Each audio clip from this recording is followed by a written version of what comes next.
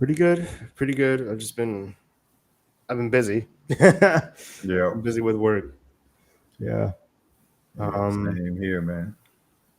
and it's I mean a lot has happened. I know we missed a lot of stuff as far as like tech news.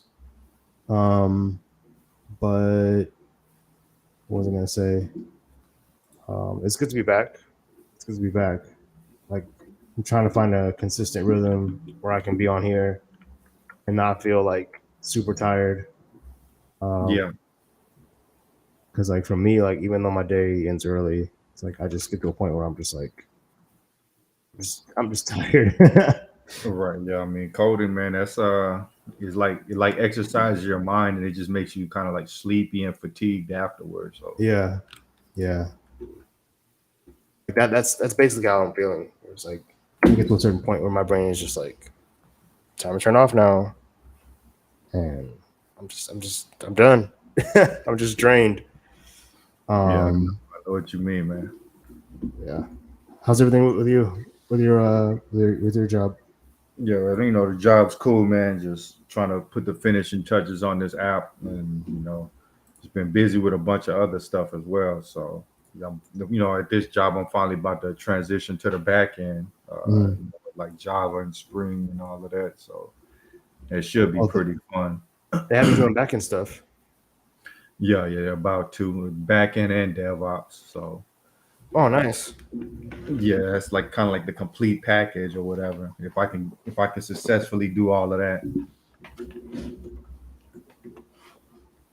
Yeah, I remember. I think the only time I've used Java is when I first started trying to learn how to code. But I couldn't get past like the first couple of chapters because I didn't understand how like variables worked and constants work. Like I just didn't understand how those things made a website, like Mhm. or a backend service or whatever. Like I just didn't. I needed to see stuff. I needed to see like actual. Yeah, Uh, I step. need to, like I need to actually visually see what my code was doing. Yeah, yeah. You want to see like something on screen and you change something and something on screen changes, like Yeah, versus just shuffling data around. exactly, exactly. Yep. I did back end before, like when I was first starting to get into coding, I did like Ruby on Rails, a little bit of Node.js, but mostly Ruby on Rails. It's different, but it's not like super difficult. It's just I guess whatever you choose to focus on. But Hmm. once I get that down, get DevOps down, then I might transition over to like graphics and 3D stuff. I need to step my math skills up. Really, you're gonna get into graphics? Uh, just learning it. I just want to learn it because like that's the one thing AI that I've heard AI is bad in is that like math, like doing Really? mathematics stuff. Yeah. So, that's one way to, and people don't like to do math either. So that's kind of like a way to safeguard yourself for a little while. Yo, you're trying to future proof yourself. Yeah, Uh, exactly. do you think that AI is really gonna like replace people as far as like jobs? Yeah. I mean, if they can, what I think is going to happen is they're going to try to replace as many people as possible. And then once they find out that AI isn't necessarily what they thought that it was, they're going to hire them back. Like, You're hiring back. Yeah. so you remember like when they had that big offshoring, push, like, oh yeah, we're going to offshore as much development work as possible. They Hmm. did that, and then there's a bunch of unforeseen challenges, and they started bringing the jobs back. I kind of feel like AI is going to be the same way. Like, you could get a lot of work accomplished quickly with it, but it's not necessarily going to be what you think it is. Like, somebody has to understand the output of whatever the AI is generating and be Yeah, able to like a tweak it. maintainer. Yep, Yeah. exactly, man. Yeah. I just think that if you don't know what they're writing, like I don't want to be a conspiracy theorist, but like I can't. You don't know what security flaws Yep, the code that's written might have. You leave exactly. yourself vulnerable if you're just going to rely on something else to write that code for you. Yeah, interesting enough, man. Our job, they actually said like, be careful about what you post in the like Chat GPT. Like, don't scan our source code through it. Hmm. Don't do stuff like that because once it has it, it has it. Like Yeah, you're it giving has up it. proprietary stuff. Like, Yeah, yeah. I've only used ChatGPT for like basic stuff, like nothing work related for sure. Like it's always been like like a search give me engine. give me yeah, basically like what is what's the top Eminem albums of all time, and it'll give me in ranking like what's the like how do you translate this into Spanish, and it'll show me how to translate something in Spanish, or like correct my like I'll write something in Spanish and tell it to correct me, and it'll correct my grammar. Um, so it's pretty smart there, like with things that you can give it. And then I noticed actually today it's pretty funny because I used to use Duolingo. I don't know if you have you heard of it. Yeah, yeah. Yeah. So Duolingo came out with a Duolingo Max subscription. Right now it's only for iOS and for Spanish and French. But what they're doing is they're combining Duolingo with AI to offer what's called like a role play. So you basically Hmm. talk to the AI in your language, and it basically walks you through like an assignment, like a homework assignment. Uh, I think like benefits. I think I'm going off on a tangent here, but like I think like AI used in that way is pretty cool. Hmm. But when you're trying to use AI to replace jobs, it to me that seems a little, I don't know. It seems a little messed up. Yeah, yeah.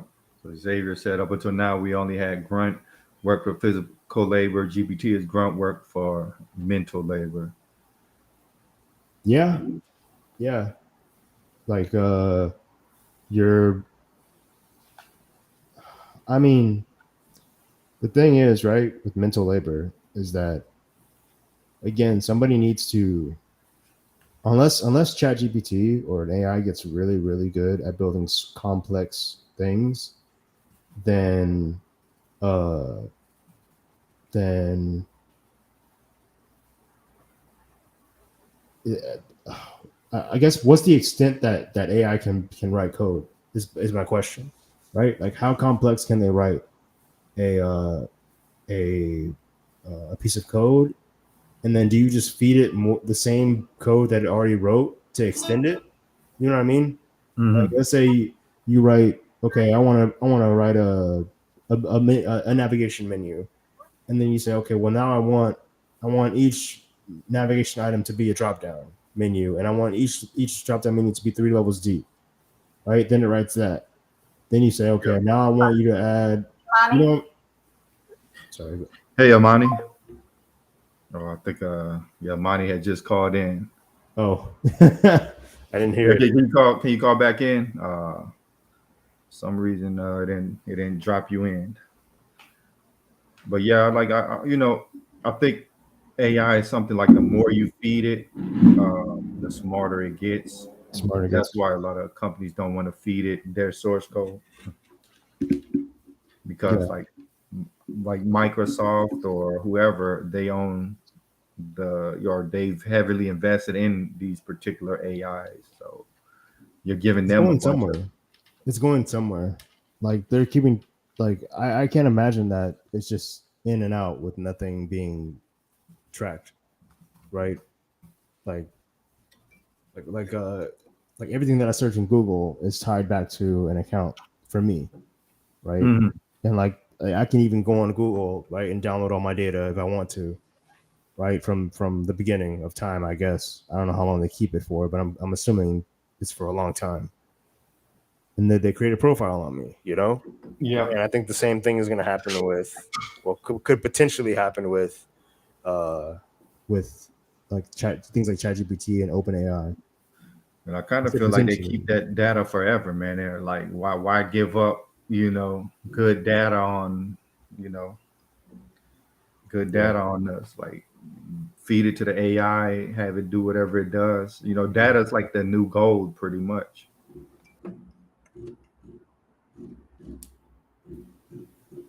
Yeah, I can definitely see that. The best bet is that it becomes like recapture. It won't build the wall for you, but it's going to be the cart that carries your bricks. Yeah, Xavier has a good point. Like it's not going to build the wall for you, but it'll definitely give you like that foundation.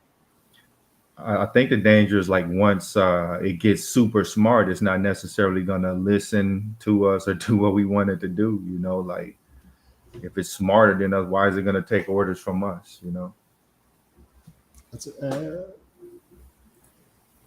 see that gets into like conspiracy, like that it'll just become sentient to a degree, and I don't know about that.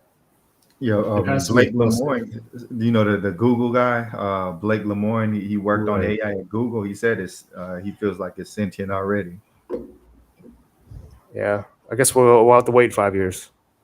Yeah, I think he said it's sentient now. So, like, it, if you look at some of the conversations they've been having with the Google chatbot, or no, actually Right. the Microsoft Bing one, like it Mhm. actually has like a personality. It kind of seems like like a 12-year-old girl or some kind of like a childish. It's like But it's childish. yep, but that can change rapidly as they keep on feeding it more and more information. Yeah, I can see that. Yeah, Dan, do anything now. Yep. Yeah, they do anything now, but I think they prevented that. Like Yeah. the more you test it, the more it'll get better, right? Like with any piece of software, the more you pen test it, the more you QA test Yeah, it. they cut up it out. Yeah, Yeah. yeah. Basically, those people they'll probably even have like um not not it's where like Sony did this with the PlayStation where they said anybody that can bounties is what they're called. Anybody that can hack the PS5 or PS4 or whatever will get paid an X amount of dollars. And they'll probably start having bounties for that. I wouldn't be surprised just to test if somebody can actually get like OpenAI to do something that it's not meant to do.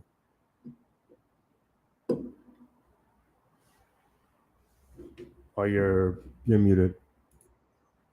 Yeah. Have you heard of Chaos GPT? I haven't.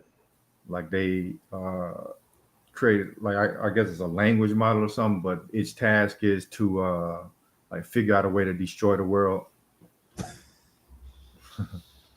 And Okay. you know, they kind of gave it access to Twitter, so uh, you Wow. know, and like pretty much what it figured out to do is like since it can't really access that much right now, it's like how I'm gonna accomplish this is to manipulate humanity, kind of like Yeah. use Twitter to make a case for why humans should be destroyed. I don't. And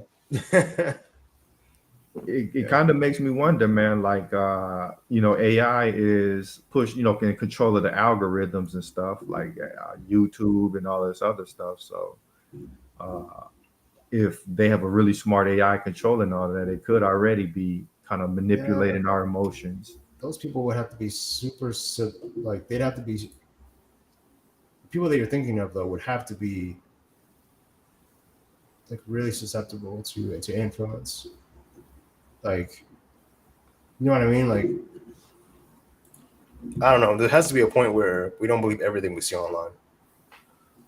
I think the danger is in like kind of like promoting humans. Like, okay, we know this video is pushing this viewpoint, so we're gonna promote this person saying this. Like, if you notice, like on YouTube, there's a lot of conflict, like the gender war, red pill, this and that. Then Hold up. you know what I mean? Hold up. Look at this. I sent it to our Discord. Let's see. Talking about like innovations. Saw this. I haven't read the article yet, but I think that's Oh, pretty cool. the palm scanning technology. You just have to upload your ID to the cloud first. Yeah, this kind of like giving me like the mark of the beast kind of vibes. Palm scanning technology lets you buy a drink without getting out your ID. So yeah, that's what they want to do next is introduce like the digital ID.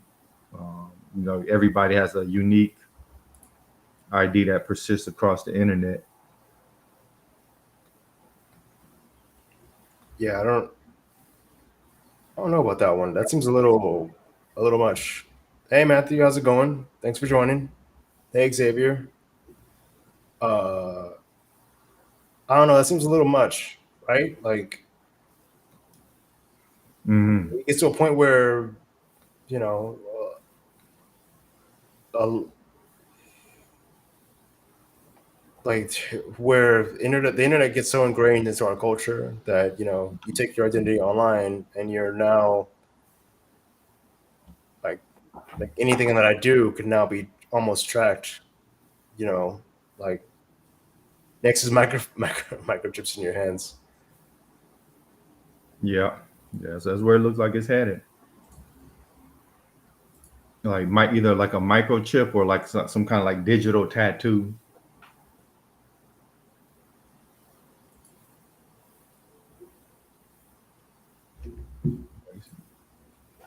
Amazon Yeah. has a new, somewhat unsurprising application.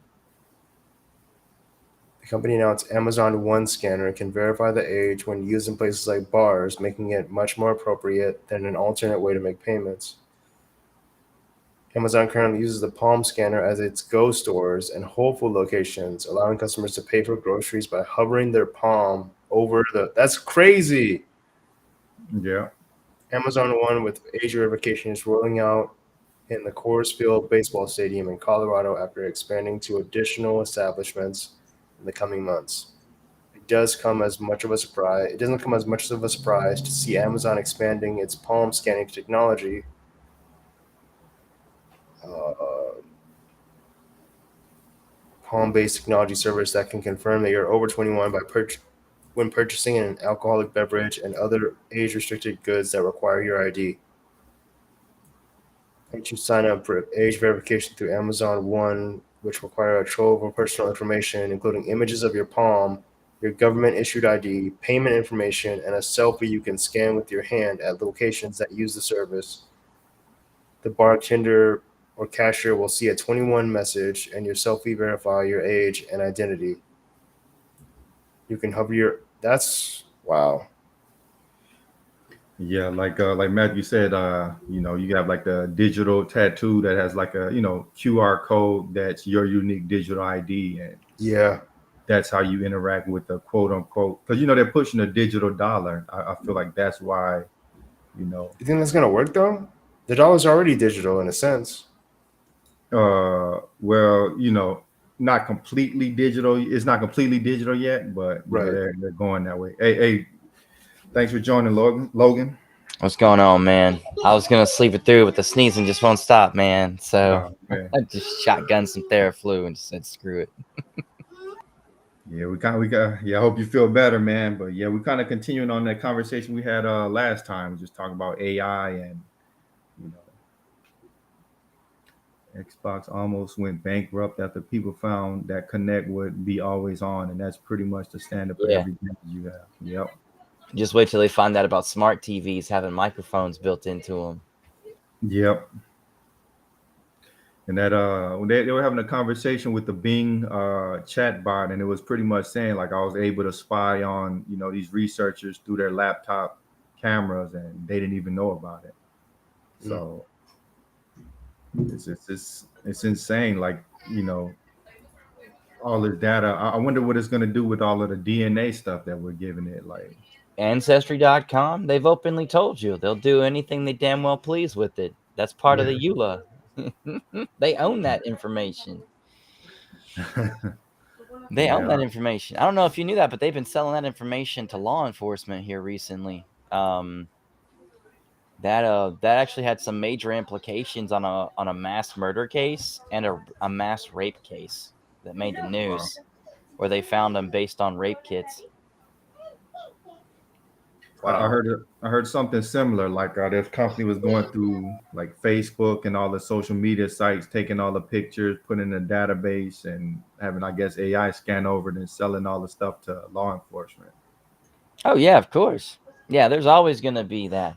I mean, the second the Supreme Court ruled that scraping was legal and there's nothing the companies can do about it, it became fair game. Man, that's crazy. Like, I mean, yeah, I'm kind of getting to the point. Like, the less of a presence I have on the internet, the better. Oh, I'm dude, I starting. nuked mine. Like, I used to have 14,000 plus followers on like LinkedIn or whatever, and then Oh like man. 3, 4, 5,000 or whatever on Twitter, and I nuked that down to like 3 and 500. That's crazy. But did you Yeah, just like start a completely new profile, or did you? pretty much. And then Okay. the funny enough though, I've been dicking around with the algorithms. It, Weirdly enough, I get more exposure from a mathematical and a pure hit count with a smaller account than I do with the larger one. Algorithmically, LinkedIn programmatically penalizes you based on the activity that your posts receive on a Hmm. randomized group setting based on your follower base. They'll give an exposure sample out and then it expands based on the response ratios, both for comments and for emoticons. And so what I found is that the larger pool you have, statistically, the more inactive users you have. Hmm. And so if you eliminate the inactive users by shrinking down your exposure factor, you actually increase the hit rates percentage base wise, which Yeah. increases your exposure rates to your own follower base. And so by having a smaller profile, you actually have a larger one because of how broken the algorithm is. Yeah, I actually took a course by Hala Taha, like on how to grow on LinkedIn, and she pretty much like said everything you just said. Like, you need to remove your dead followers, and you know, all of that, because it kind of negatively affects your reach. Like, people don't log in and interact with your stuff, they're gonna start limiting your reach. So, I see like people at 20,000 followers, and people barely interact with them. Man. Well, one of the things I've pointed out is LinkedIn has a negative interest in fixing it. And that's directly reflected in the fact that you don't have a button. You have a button for damn near everything on LinkedIn. What you do not have a button for is to show you which one of your followers don't follow you so that you can immediately disconnect from them. That's Hmm. the only feature that doesn't exist. And the reasoning for that is that it negatively impacts their ratings because the more followers you have, the more it boosts your ego, but it actually negatively impacts your capacity to drive content. And so it makes it harder for you to drive content, thereby you create more content in the hopes algorithmically that you generate more hits, which generates more ad revenue for them, more exposure revenue for them, and obviously more reputational value for them because more content is being squeezed out of the content creators. Yeah, that's it. It's kind of crazy. Like, if you don't know the algorithm and you're just posting like crazy on LinkedIn, it's like, why isn't this working? Why am I not getting reach? Like, you almost have to pay somebody to learn the techniques behind the system to Well, really. that's the other thing which is kind of messed up about LinkedIn is for every post that you make, you actually decrease your post weighting. Yep. And what I mean by that is like there's actually a weighting score apparently to the posts, and the more posts that you make, the less each post consecutively gets in terms of exposure. And so you can do an experiment where you post one post a day, and then you can post two posts a day at the same time, and then you could post four posts a day at the same time. And what you'll notice is the amount of views and interactions that each post get consecutively decreases significantly per post, almost Fibonacci like. And so it's a direct negative correlation. And the idea behind that from a marketing perspective would be is to force the content developers to create more quality content over quantity of content. But then the problem with that is that if your quality content gets loaded into a bad follower base, then Yeah. that quality content is dead because it'll DOA and it won't expand because the dead follower base isn't going to be there physically or logically to respond to the content because they're not active. And there's no way of identifying inactive users, at least not directly and definitely not at volume, so you can disconnect from them. Yeah, I think you need a sales navigator to really see like that kind of stuff, and that's like $80 a month. And yeah, I've heard like they kind of weigh your posts on the last 15 posts, and so it makes sense to delete your low performing posts. That's what I learned from the class. So So you this is delete. stuff you would never be able to figure out just like using LinkedIn. So like So you people who don't pay deleted for the posts. knowledge are at a huge disadvantage. Well, that's part of the problem is the fact that if LinkedIn really wanted to be a site of quality and they really wanted to be a site of, of I guess professional networking and they wanted these algorithms to be effective, they would make them transparent and they don't. And so the question I've been asking for a very long time is why don't they? Why do they hide the algorithms behind smoke and mirrors instead of just being transparent about how and why they work so that people can drive and optimize and maximize for their content development? Because relatively speaking, even if the fact that you're given the direct answers to how the algorithm works, people are only going to make content if people want to make content. Statistically speaking, I think the research has shown that 1% of the population makes like 90, 95, 99% of the content on LinkedIn. Yeah. And so telling them how the algorithm works isn't going to change anything for anybody because those people for the most part have either A figured out how the algorithm works or B brute forced it to a point to where it's pseudo effective. And then just making it transparent isn't really going to change their content schedules for the most part. They have a business model for that. And then the rest of the people, they didn't produce content before. Why would they produce content after? Exactly. Man, when you had that big following, man, like how was it? Like, I know sometimes like with big followings, there's the benefits, but there's also like the downsides. Like you have a lot of people breaking apart every post and hyper scrutinizing Oh, everything. bro, the haters, man, I have dedicated accounts hating on me, man. I've got stalkers that go back 5+ years. I get at least a death threat every 90 days. So, Oh wow. yeah, it's pretty great, Wow. man. It's like I keep telling them, it's like you name the time and place, homie. I'll come strapped. Well, we'll see how it goes. Yeah. I'm hyper confrontational, and so nobody's ever taken me up on my offer. Well, were you posting like controversial stuff, or is it just like Man, I you talk could? about the things people don't want to talk about. I'll talk about Okay. anything, but I'll definitely talk about the things that I see that are problematic. Yeah. One of my favorite topics to talk about is the gender gap and the wage inequality. And I've been Mm, saying for years the reason why women keep having so many problems isn't because of the fact that they're discriminated against. It's because of the fact that they're being fed bad information and it's blowing up their careers. It's the same thing with DEI candidates.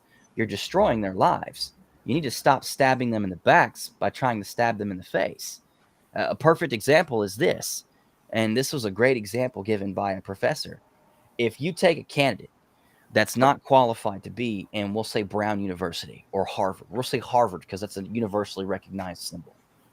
If you take a candidate that's not wholly qualified to be in Harvard, but you let them into Harvard anyways, simply because of the fact of the color of their skin or the race, or maybe they grew up too poor, or you know what, we didn't let enough convicts in last year. What's going to end up happening is they're going to go to Harvard and they may work their absolute asses off. And you know what? All the power to them, man. I am super proud of them for even being able to get through the application process and get in the door and by some miracle figuring out how to pay for it. The problem with that is when they graduate, which they will inevitably graduate, statistically speaking, they will carry a substantial sum of debt. Additionally, they will not statistically graduate in the upper 10%. or even the upper 50%. They will graduate in the bottom 50%. And that guarantees that they will not be considered for the vast majority of roles.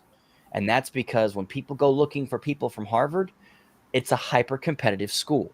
They want the hyper competitive population. So they're not even talking to anybody in the beneath the first quintile. Like if you're not in the top 25%, your name's not even mentioned unless you got to connect. If you're in the bottom 50, bro, unless like your best friend was Drake from like back when he was kicking the bricks, man, and slinging, like that's not going to happen. And so what's going to happen is you're going to graduate from Harvard.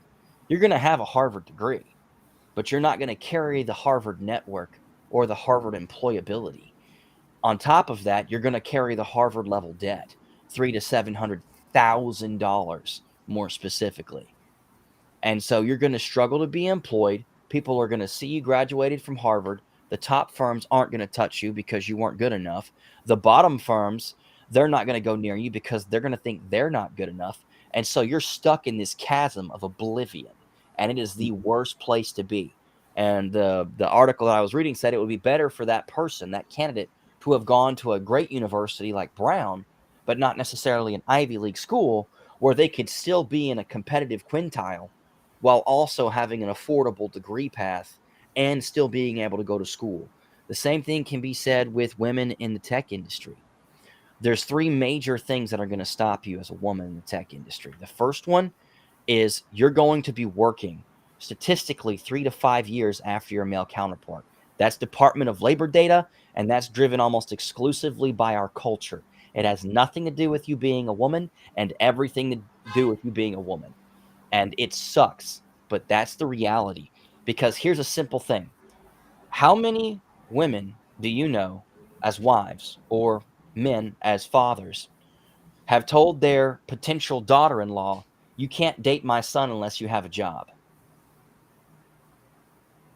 Now, invert that on a gender role basis and think of how many men, we as men, have been told, you can't date my daughter unless you have a job.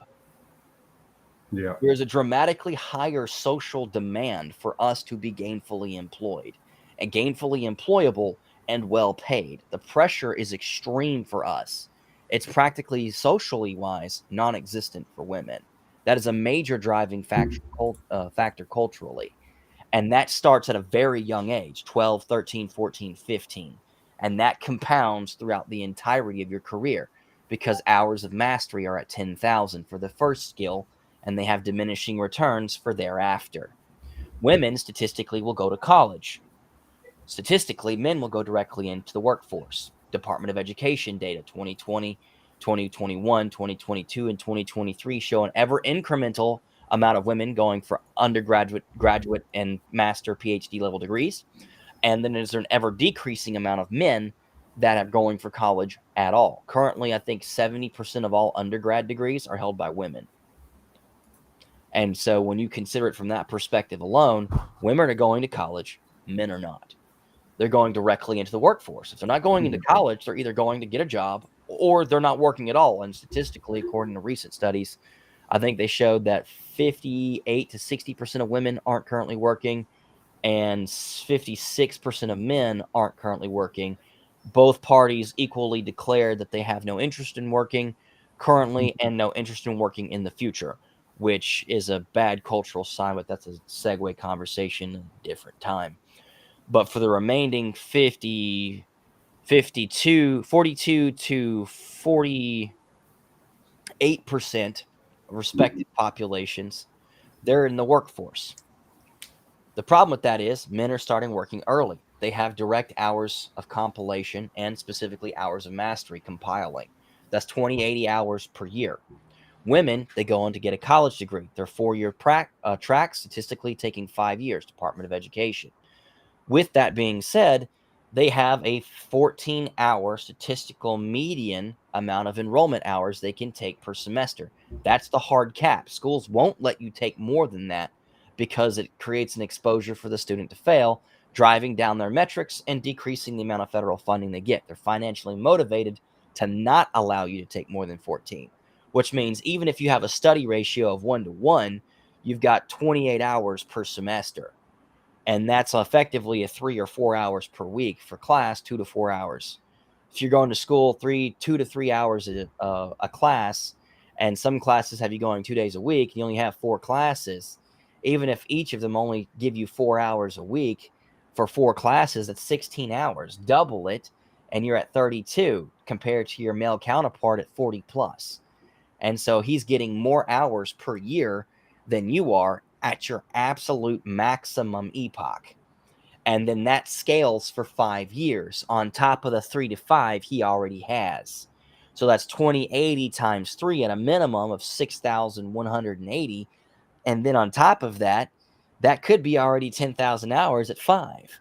And then you're going to further diverge that even further for 3 to 5 years of actual productivity, whether you drop out of college early or you finish your degree. Statistically, you finish your degree.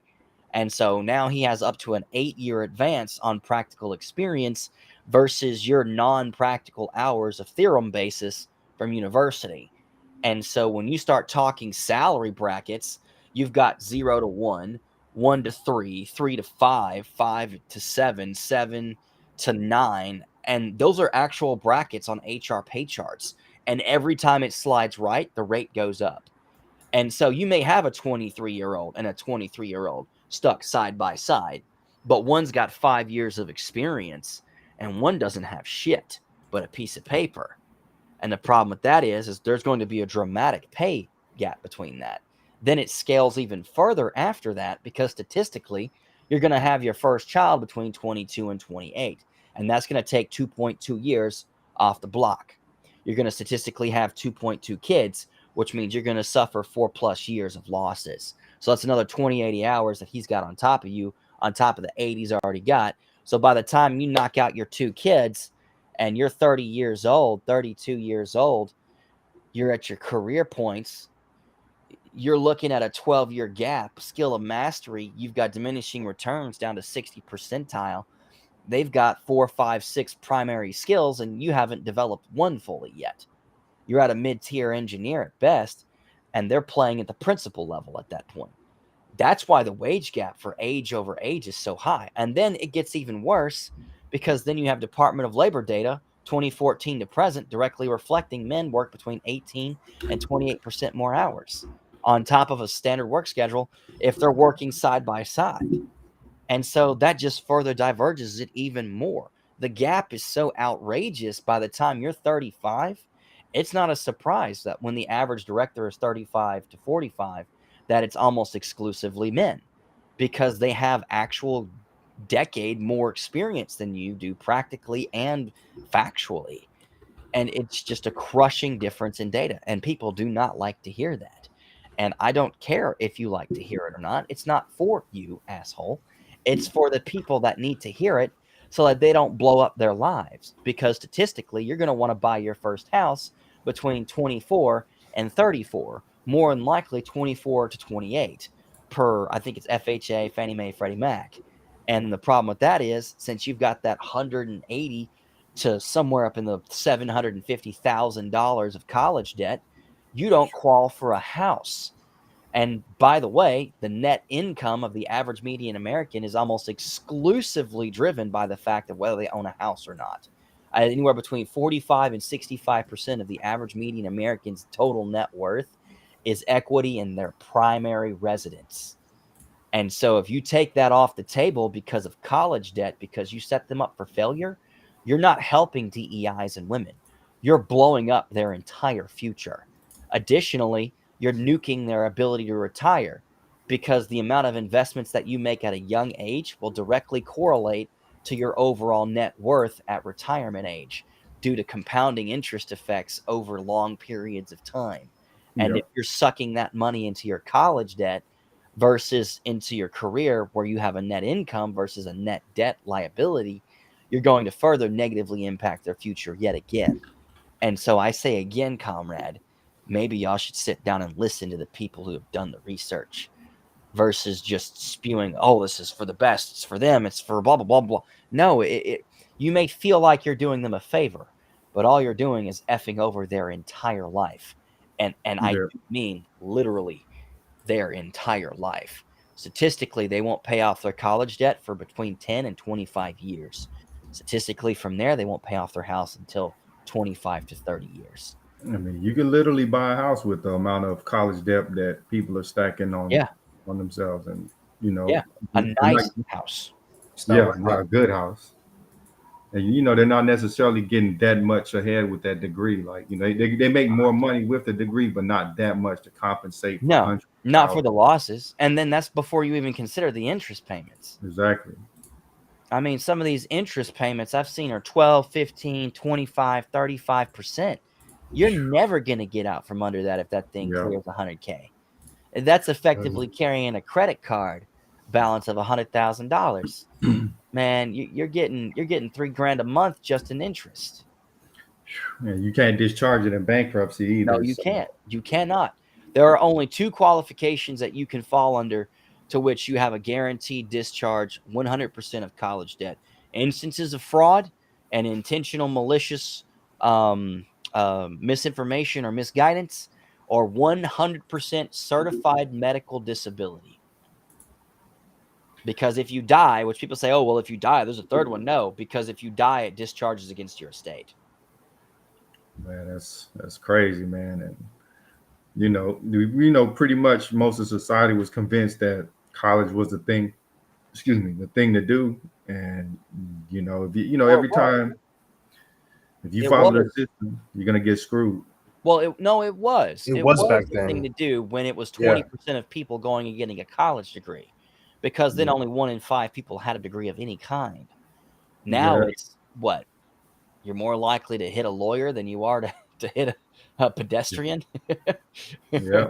That's it's kind of pretty much economics 101. Once there's a saturation of people, Yeah, then there's a that direct thing correlation. becomes Yeah, almost worthless. Yeah. that's why you see people with completed bars that are making paralegal rates, because that's the only job they can get in law.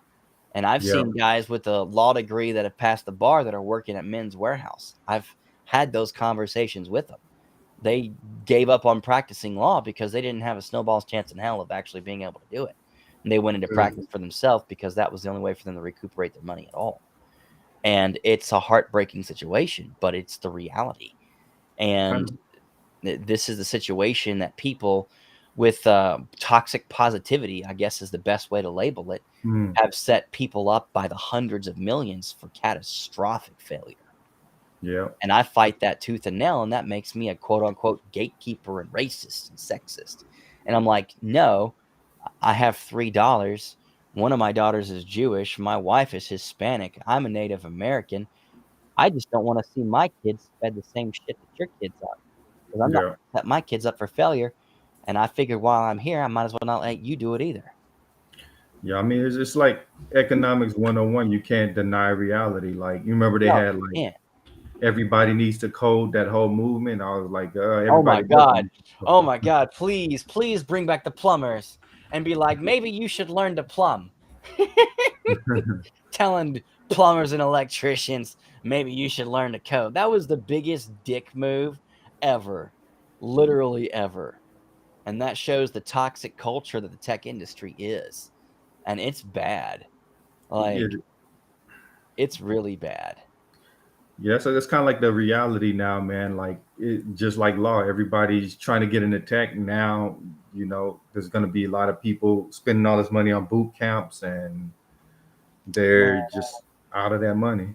I've been thinking about doing a boot camp just so I could put the other boot camps out of business. For no reason other than to put the other boot camps out of business. And I'm going to make a video, man. I'm going to make a video. And I'm going to just look at the camera and smile and just jump out the plane. And I'm going to just airdrop in the middle of a damn desert and build a whole damn data center, full enterprise stack, full DevOps pipeline, code the full stack applications, build the clustered data lakes and the clustered compute systems, and then the databases, and then just be like, BT dubs, you can learn any of this or all of this at our boot camp. Oh, and our employment rate's X%. And then like just kill the cameras. Like, because it's just a travesty to what these other places, quote unquote, say they'll do for you, and they don't show you anything until you get there. Yeah. And I'm just like, I would pay money to see a boot camp that would just show you what you're going to do at the boot camp before you pay for the boot camp. Like, just so people can give a public gauge of the value of that boot camp. And none of them do it because they all know the same thing. They're full of shit. And I've said it so many times. Yeah, they're selling dreams, but they turn into nightmares when Yeah. they're dropping $25, $35, $45,000 for these damn boot camps. I've seen them way up there. And you're not getting any traversable skill sets from that of any significance. Nobody's going to hire you from Facebook with no years of experience, no college degree, no certifications, and a damn calendar app from your boot camp that's like calendar app number 347 that the Yeah. recruiter's seen this week. Not even this month or this year, this week. Because when y'all all get out, you all get out at the exact same time. And Yeah. I can it has gotten so bad as somebody that helps to make hiring decisions or that makes hiring decisions. I can literally tell you what boot camp they took just by looking at their GitHub portfolio. Mm. I can tell you what boot camp they came from.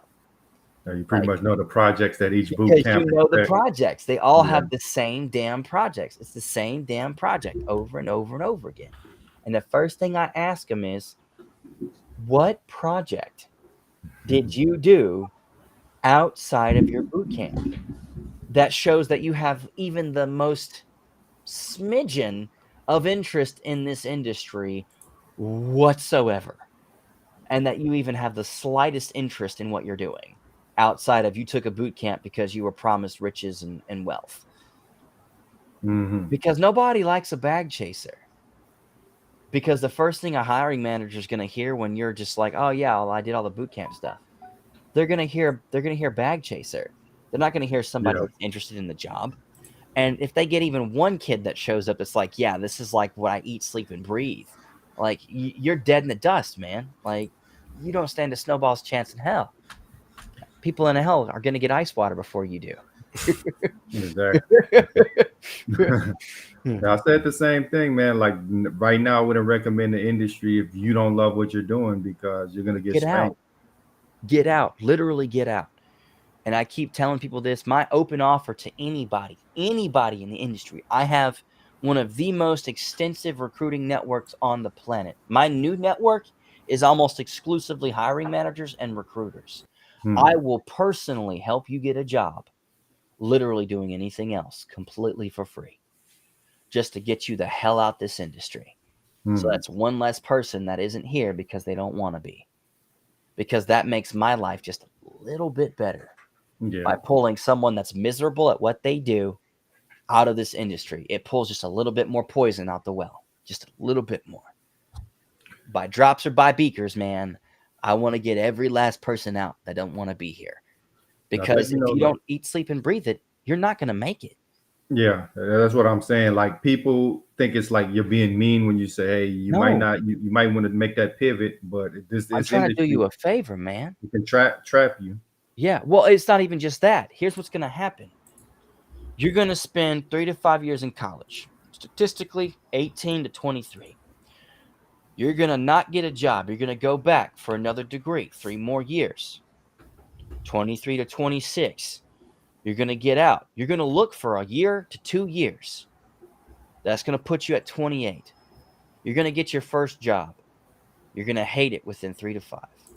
That puts you at 30 to 32.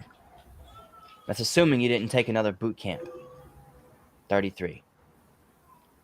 So like Statistically, Magic just said, 4 years of grinding to get in. yeah. And I don't doubt it. But here's the problem. You're 33 years old. You've got 3 years of experience, a bunch of education that's already 10 years dated. Because remember, you graduated at 23. You're now 33. Your education formal is 10 years old now. So it's completely deprecated at this point, according to Moore's Law. Then on top of that, you hate your job. Yeah. If you suffer it out for a few more years, you're going to hit 40.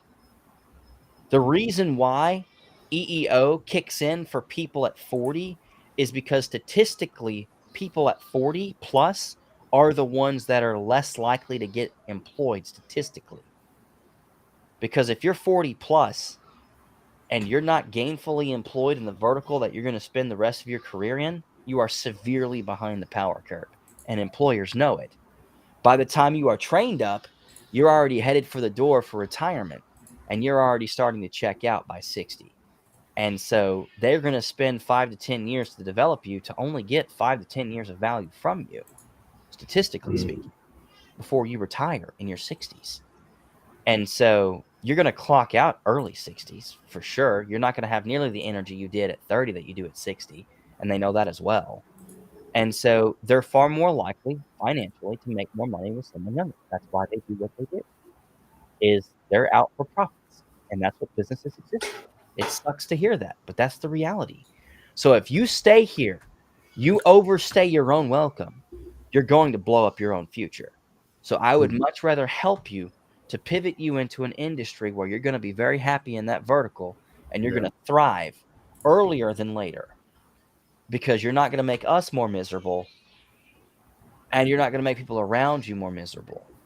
You're just going to go and do what you love, what you actually love, and you're going to make great money at it, and we're going to have a great relationship, and we'll have the ability to do business together. And that's fantastic. That's why I made the pivot out the accounting industry. Like, I hated it. I always knew I would be mediocre at it. So, I'll always be struggling at my job because I wouldn't be able to spend the time outside of work to get my skills up to par. And you got to have that same attitude in software. Like, you can't just coast on knowledge you learned 10 years ago. Yeah.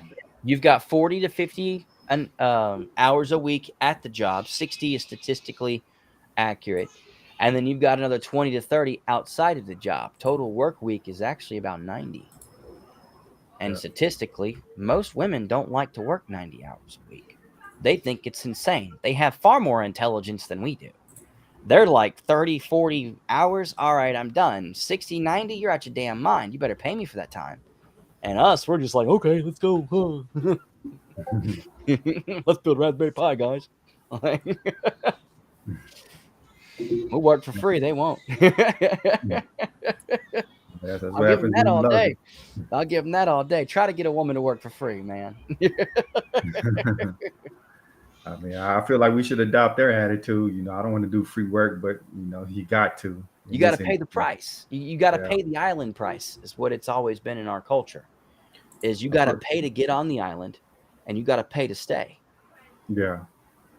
I always look at the first 2 years of sacrifice years. Like, you're not necessarily going to get paid what you want. You're going to get taken advantage of. Get paid at all. Yeah, if at all.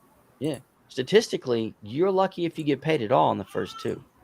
Now, me and guys like me, we went directly into the military, so we got paid dramatically less than what a market person would, but we had guaranteed experience courtesy of Uncle Sam's, boot camp, a different kind of boot camp.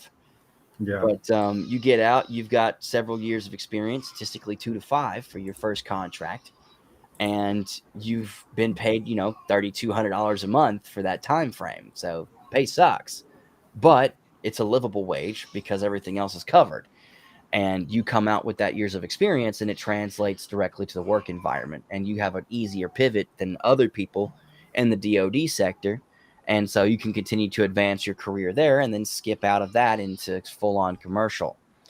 And from that perspective, we're blessed. That's why I'm grateful to have been able to serve, is it set me up on a track where I could accelerate my career in an environment that had some very heavy guardrails on both sides. And so it set me up for success, short, mid, and long term. But you get what you put in, what you put out. And the industry requires sacrifice. Both. What do you feel like mid-level developers, around that area? What can they do to safeguard, their careers so they don't drop out and not get them wiped out by AI and all the little threats that's coming? Well, I don't see, like we had in the last conversation, I don't see AI coming for developers. And I liken it to one very simple fact. Customers haven't known what they've wanted for over 10,000 years. They couldn't prompt engineer what they want if they wanted to, because they don't know what they want. You can't know what you don't know. And so that is naturally a barrier of protective measure. And it's an existential one. It, AI can't break through that barrier under any circumstances because it can't programmatically tell you what people want, because it can't know what you don't know you don't know. It can only know what you don't know, and what you know you know. And so because the third barrier cannot be broken because they're not clairvoyant, it's never going to happen. And so they'll never replace programmers. And then even if they wanted to, programmers will only ever upskill, and it'll just have a higher entry barrier like security. It'll become a prestige component. And so people will pivot directly into that from other places like systems or DevOps, which will never go away, irregardless of the environment or climate, because systems are going to need to be deployed for AI to exist, period. And even if AI becomes super omnipotent, they still need hardware. Exactly. No, that's a good point. I think a lot of people are afraid of like AI taking over a lot of positions, but uh, I don't know if it's there yet. Like I've been telling Kevin, like give it 5, maybe 10 years, like with enough data, like certain things will be replaced. Yeah. But I don't know if like unless AI can build like a social network and like maintain it, like it's really gonna be like an maybe the lower end jobs will be taken, like junior developer, like build me a website that has this text and this image and like cookie cutter websites, Yeah. Well, like that's been relegated by WordPress anyways. yeah. But then like I was just about to say like WordPress has been like there's WordPress and Drupal and Joomla. I don't know if those are still relevant now, They but are. Yeah. I feel like if I was gonna redirect somebody to like they want to build their own website, just go to Wix or Squarespace. Like Yeah. something that's even more cookie cutter. That there's no installing WordPress and setting it up. It's just here's a website builder. Go ahead, drag and drop, play Well, with your Legos. that's all it is. That's all Wix is effectively WordPress with drag and drop features. Yeah, And it's static pages have been gone to the wayside for a long time, to the right. point where developers haven't wanted to deal with them. Like, I have yet to see a single one of my peers get excited about, hey, I had a client call, they want a static web page. Right. Said no developer literally ever. Yeah. Like, that's one of the number one reasons why you don't tell your cousins that you are a developer, because the first thing they're going to ask for is some shitty web page that you don't want to build. Yeah. Like, and the first thing you tell them is WordPress, Wix, Drupal, Joomla, literally anything else but you. Like, you would rather walk hot coals and fires and broken beer bottle glass with Legos than deal with working on another static web page. And I don't blame them. It's super annoying. Most developers don't even want to build their own portfolio websites. Yeah. And that's for their own career development, much less for a client. They won't even do it for themselves.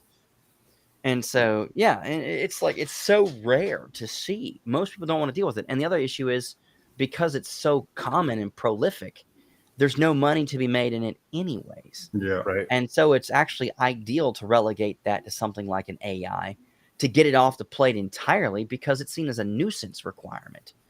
It's exactly the same way that security is seen. It's a nuisance. It's not a value add. It's a cost center. It's a nuisance. There's no profit to be made unless you're an MSSP. And even then, there's razor thin margins. It's just not something you want to deal with. And so it's just, how can we relegate this away? You saw that from the evolution of systems to DevOps to SecDevOps to Kubernetes. That's just where things have tried to evolve. Like, people have forgotten almost entirely that Docker is a development platform. It's a development stage environment. It was never built for production. It's never been designed for production, and it has critical flaws across the board because of the fact that it was never built for production. And they've been trying to fix those flaws for the better part of 10 to 15 years, and they're still not fixed. And Kubernetes just takes that to scale. It's understanding the tech. And the simple reality is, people don't want to deal with websites. They don't want to deal with security. They don't want to put in the work for systems. They just want to be able to show up, build a product, write some code that they've copy pasted from Stack Overflow, Yeah. and then run it. The fact that you can now go onto Chat GPT and then it tells you the answer you're looking for horribly, but it still tells you the answer, is why Stack Overflow, all the major Python groups, I'm in them, the Rust community, the Scala community, the Drupal community, I'm pretty sure, Ruby, definitely, all the security communities have all said, under no circumstances will you bring your Chat GPT code into this environment. Yeah. They've literally made it a rule. It's rule 10 in my Python community. You will not bring Chat GPT answers here. Like, I can read it to you verbatim. Like, it's a rule because we are so tired of seeing the code because it's wrong. The code is wrong. Structurally, it is correct. Yeah. Fundamentally, the idea behind it is correct. Practicality, functionality, optimization, no way. That's a snow bunny versus a dragon, man. It's going to into oblivion, into production. Like, you know what? I'm going to get my popcorn and I'm going to let you put that Chat GPT function into microservices and I'm going to just click refresh. I'm going to spam F5. It's going to be fun. Like, you got nothing but problems. Exactly. Like, you know, if you're halfway decent at your job as a developer, you know, AI really isn't your concern. But it's great for augmentation. If you're running into something that, like, say, for instance, for me, I might take a look at Chat GPT because I'm about to pick up Rust and Scala, and I'm going to structurally learn what I need to know. Okay, well, what is the equivalent from Python for a decorator for Rust? What is the equivalent for Django for the MVC model for an equivalent framework for Scala or for Rust? And it'll give me those answers. Those answers are pragmatic. Those answers are effective. They have a high efficacy rate, high fidelity rate, high accuracy and precision rates. But if I'm like, hey, write me a function in Scala that carries a value from a key value pair based on XYZ, I don't trust it because statistically speaking, it hasn't been correct previously. It's statistically speaking not going to be correct in the future. And the other problem is trust is important, and people have forgotten this. If we believe that your tool is ineffective, it doesn't matter if you dump 100 billion, trillion, zillion dollars in dev hours into it. 10 years after the fact, when we see the brand, we see the tool name, all we can remember is we didn't trust it then. Why would we trust it now? yeah, no, I feel like it's like a big opportunity there for like the actual skilled programmers because, you know, once the mediocre, they start relying on Chat GPT, dumping that code in the code bases, things start blowing up. You know, the people that actually understand what they're doing, they're gonna have to come in and fix it all. And Yeah, you know, they're going to have to come in and fix it. It's going to increase the cost of development. It's the same thing that happened with outsourcing. yeah, I know you guys are talking about that when I was still laying down. But the reason why outsourcing didn't work was initially, mathematically speaking, financially, it sounded great. Yeah, we can go and get a developer for $2,000 a year versus, 20 grand a month. We can get 10 of these guys. Well, yeah, and they're all subpar. They're all subpar. And 10 mediocre developers does not mathematically, as a matter of fact, add up to one good one. yeah, It doesn't come close. You're talking 20, 30% skill of depth, skill of breadth. And it's catastrophic at scale. And so that's why you see these projects where they're like, yeah, let's just do a basic POC. We'll outsource it to India. And all of a sudden, their $6,000 quote turned into a $75,000 project, 9 months overdue. And then they go to a developer in the States and it's like Billy Bob's like, fuck it, give me a 6-pack of Bud or, well, Heineken now. And like, some chicken from Bo Hongles and I'll bang that out for, $500. Like it's He's got some downtime and needs a new turbo. Like, he don't care. Like, but that's the difference is when you have that level of difference in scope. That's the same thing as comparing Chat GPT to a senior developer. Is this thing is an infant that can drool out some code that it found as some drivel on Stack Overflow, comment 34, that's got like 3 points, and that was pity points from guys like me that are just like, you know what, buddy, I give him a pat on the head. You tried. I give you an upvote. Like, I do it all the time. It's like, you know what, you tried. Effort. I give you the effort, man. Like, I ain't giving you no coins because I ain't giving you an attaboy until you actually get the right answer. But I'll give you a high five and a gold star. And that's what you're getting from Chat GPT are those types of answers where it's pseudocode at best, and worst, it's very, very bad production code that's going to cause massive resource overutilization and allocation for something that could have been done vastly more effectively. Yeah, I kind of feel like they got to bang their head against the wall before they really beat these business owners because they're drooling over. Oh, I can get Chat GPT to replace all of these people. They're gonna fire people. It's got to kick Realize, them in the wallet. yep, It's got to kick them in the wallet. Until it kicks them in the wallet, they're not going to learn. It's just like with the outsourcing. yep, Until it kicks them in the wallet, they're not going to learn. And they're learning now. I mean, a perfect example is the reduction in H series and E series staff. They're learning. They're hiring more local people.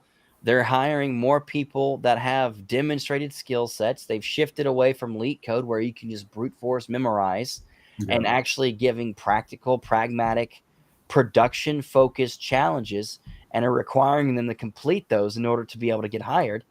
And what they're finding is a lot of the H series candidates are phenomenal at systems design and they're phenomenal at leak code. They're absolutely Yeah, abysmal at production challenges because exactly. production challenges require you to think outside of the algorithms and outside of a stereotypical top 12 implementations designs.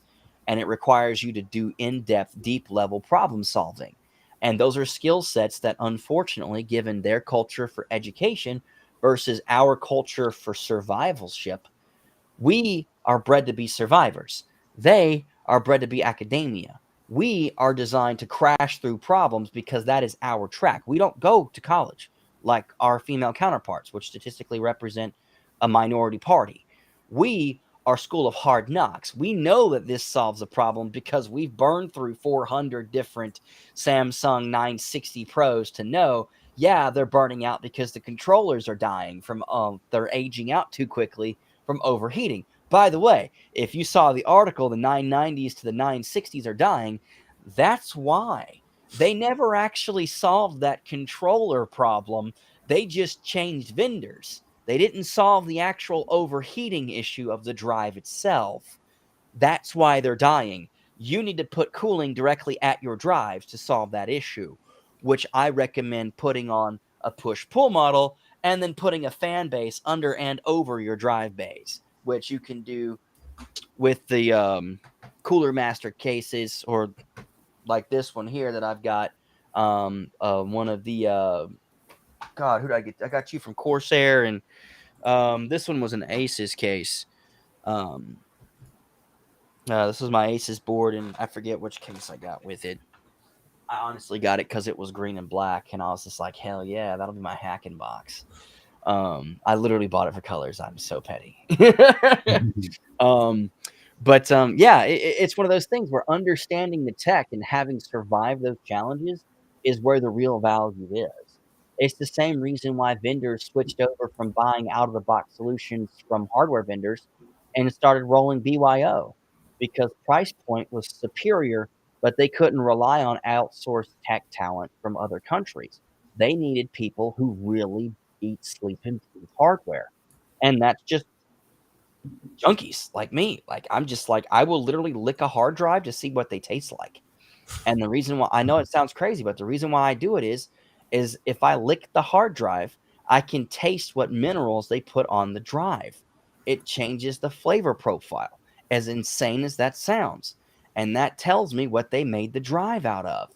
And because of that, that changes the heat profile for the board and the drive itself. And that directly impacts cooling. And based on the material you made the drive out of, which they do not put in most of the white papers, it directly impacts how much cooling and CFM you're going to need for that drive per cubic inch of that drive space, radiated to a diminishing returns based on the amount of open space between that and the next heated object. And so, based on the alignment of your case and the base material of your drives, it will directly impact how well or poorly your drive vents heat. And that will directly impact your controller's lifespan. So, yeah, doing something as insane as licking your hard drive will literally expand the lifespan of your future drives. And that one you got to let dry for like 4 hours. It's Yes, non-conductive after it dries. yes, that's really nothing you can just learn in, a school or You you know just what I got to mean? do it. It's experience. Yeah, you just got to do it. It's the same thing as why when I open up a drive, I'll smell the drive. People say, why do you smell your hard drives the second you open them from the box? Well, that's because they have a super strong silicone smell if they've never been opened. If they've been tampered with when they've been shipped, they won't have that same smell. You can't put the silicone air back into the bag. You don't have the controlled climate that the facilities where these drives are built and packaged at does.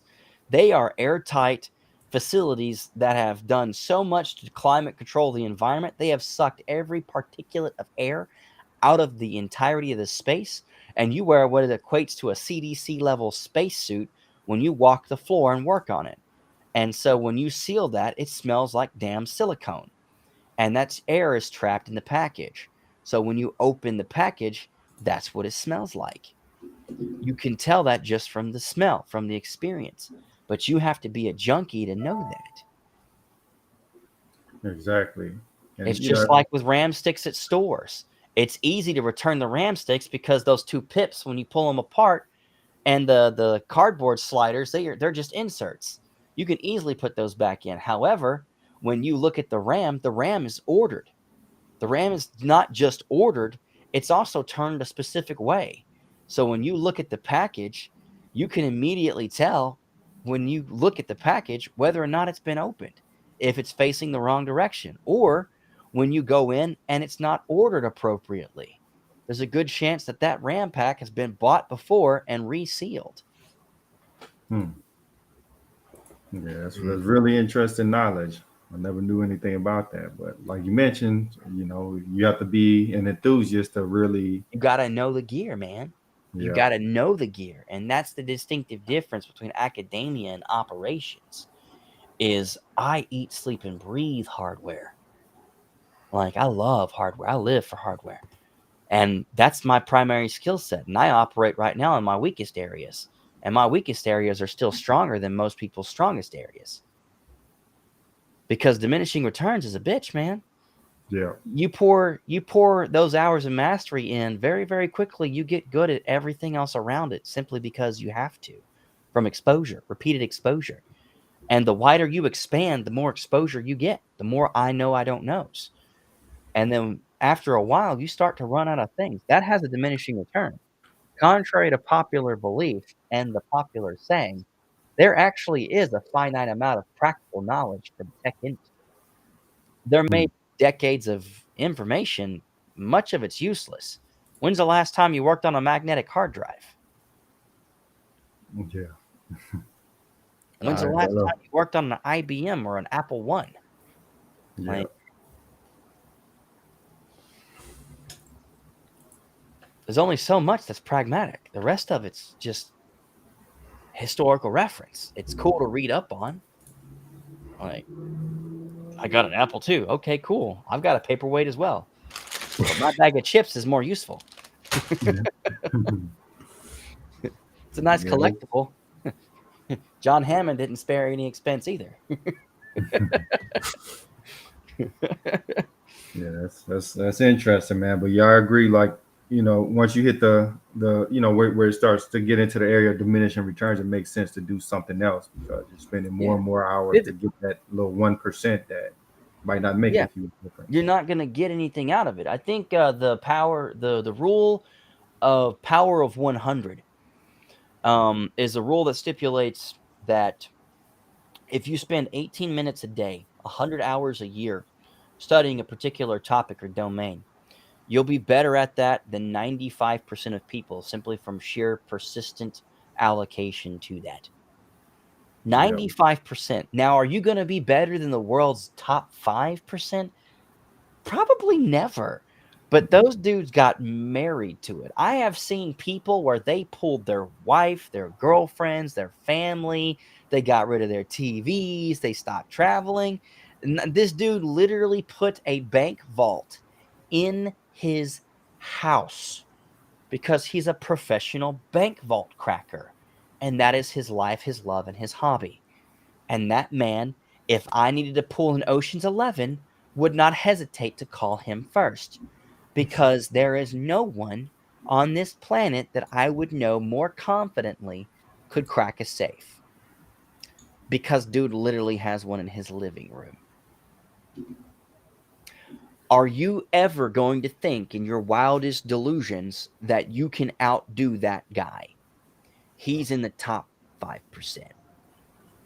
I'd rather just put those 100 hours somewhere else and Yeah. somewhere else and somewhere else and be the guy that can fix your physical hardware problems. I can fix your networking issues. I can help you with all your pen tests and compliance and cloud stuff. I can help you bang out all these issues. I can help you with your sales and market fit. I can help you with all these different domains. Am I the top 1% in any of my spaces outside of hardware? Probably not. Probably not.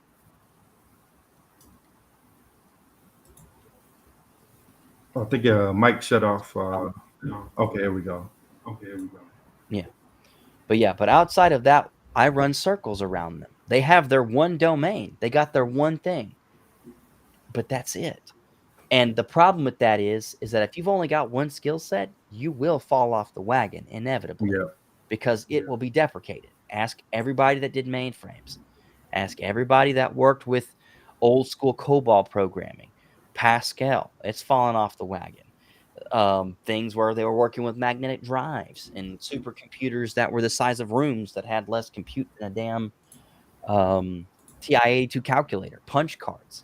All of those skill sets have fallen to the wayside. B programming language. Like you either stay relevant or you stay in the museum. Yep. Yeah. You always got to adjust your skill set. Yeah. And people have gotten comfortable. They don't want to adjust. That's why you're seeing with Dropbox, and it was heartbreaking, man. The management, they said it straight up, but they said it straight out. It's like, look, we have a bunch of amazingly talented people. We took advantage of the market conditions to overhire so that we could accelerate development, and they did. And they pushed out a lot of really cool features. And now the market has pivoted further. And in order to stay competitive, they have to pivot in a completely different direction. And the skill sets that the people that they hired were not maintained for future proofing. And so they don't have the skill sets required for those new roles. They've transferred the people that they can transfer, but the vast majority they cut loose for those very reasons. You didn't maintain your skill sets. You didn't maintain with future proofing. You knew what was industry trending and you didn't do anything with it. So why are you surprised that they're cutting you loose? I Yep. mean, we've been watching where they've been putting the venture capital funding for the past 10 years. You can't say you didn't know. You can't say you didn't know. You can't say that OpenAI came out of nowhere. Boston Dynamics came out of nowhere. Companies like Jane Street just appeared out of the aether. Man, you know exactly where those quants came from. Like, the only person you got to blame is sitting in the mirror, brother. Yep. And This it kind of like industry is goes do or back die. to it goes back to the point we made earlier. Like if you don't love this industry, you're not. Get out. Get out. Either get out or be put out. And unfortunately, a lot of people are finding out they can't survive in this industry anymore. And their job skill sets in their 40s and 50s are focused towards a job that they can't do anymore because they're no longer competitive in that space. And they have no adjustable or transferable skill sets to other verticals or other spaces. And they're just screwed. And it makes me very, very sad because there is nothing that's going to save them. Yeah, a lot of people aren't telling them the truth Nothing. because they're either profiting off of it or they kind of like you mentioned, kind of like the toxic positivity. Like if you're telling them the Yeah, reality, you you'll be hate. fine. Yeah, you'll be fine. Everything will be fine. You'll be employed next week, no problem. 56 weeks later. Next week's next week. Next week never comes, man. Yeah, I'm seeing more and more of that. Like people are just grinding away, not getting a job, and you know they don't necessarily like tech, but they've already sunk the cost in. So like, let me just stick with this, and they're foregoing Yeah. income doing that. Yeah, it's sunk cost fallacy. It's a terrible idea.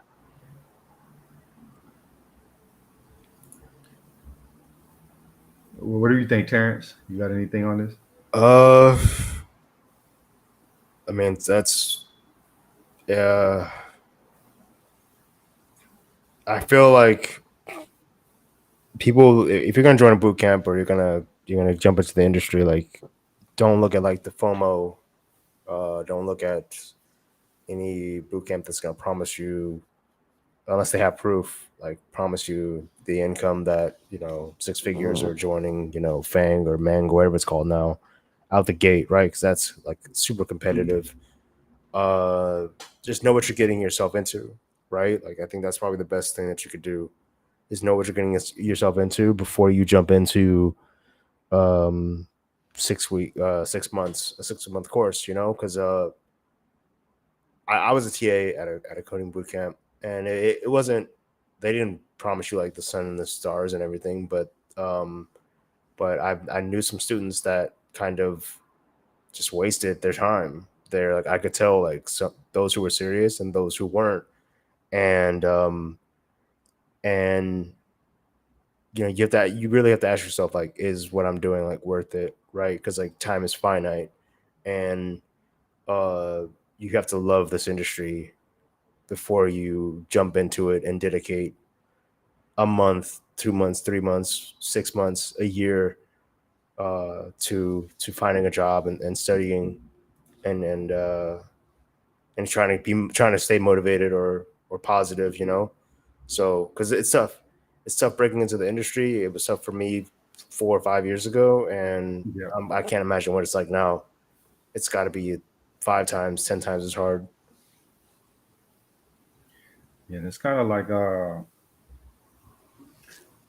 yeah, like I think a lot of people got deceived by the marketing promises. You can come in here, make six figures in a couple of years, 2 or 3 years, which is true, but that's not everybody. That's the people that love it, that's putting in the effort. But they're giving that promise out to everybody. They're taking the top percentage and saying, "Hey, you can make six figures. Like, look at this guy."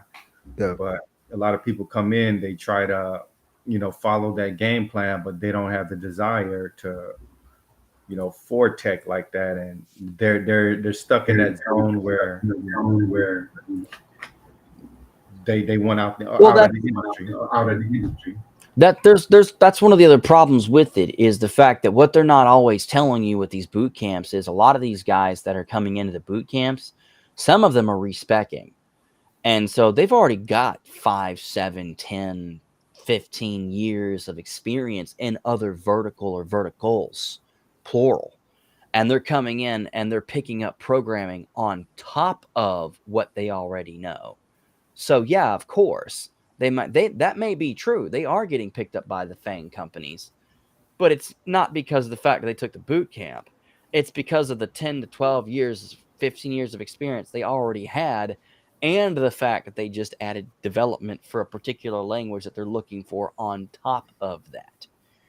But not from just out of the aether. I went and I learned Scala, therefore I'm going to get every fintech job on the planet. No, good luck. You won't survive the interview. Mm. Yeah, I think it's a good point to end this one on. Did y'all have any closing thoughts?